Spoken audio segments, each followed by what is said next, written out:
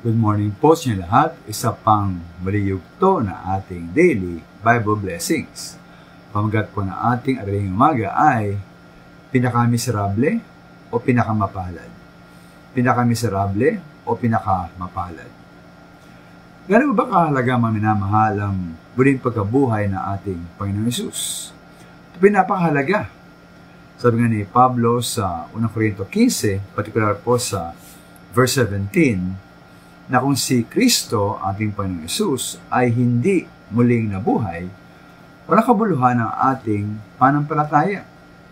At tayo po ay nasa ating pang mga kasalanan. Sa verse 18, na napahamak ang mga namatay kay Kristo. At ultimo, ayon sa verse 19, kung ating Panginoon Hesus po hindi muling nabuhay, tayo ng pinakakabaghabag ng mga tao.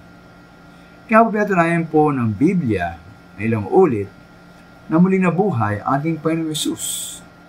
Halimbawa sa verse 5-8, sabi po roon na matapos muling nabuhay, ating Panginoon Hesus ay nagpakita kay Pedro sa 12, sa mahigit na 500 kapatid, kay Santiago, sa lahat ng mga apostol, at mismo kay Pablo. At dahil tiyak po na ang Panginoon Hesus ay muling nabuhay, tayo dapat mamuhay na may kabuluhan, sigasig at pag-asa.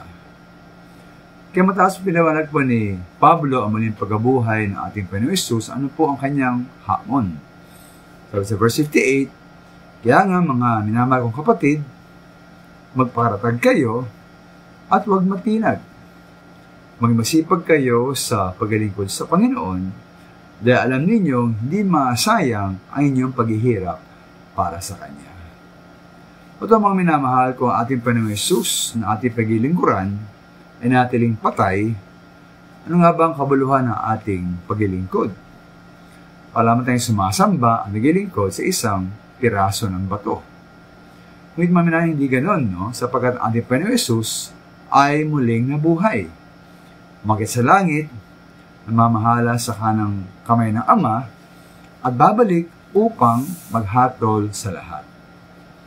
Di ba't napakapala natin mga minamahal dahil sa kanyang pagbabalik, makasama natin ang Panginoon Hesus sa kalwatian na walang hanggan?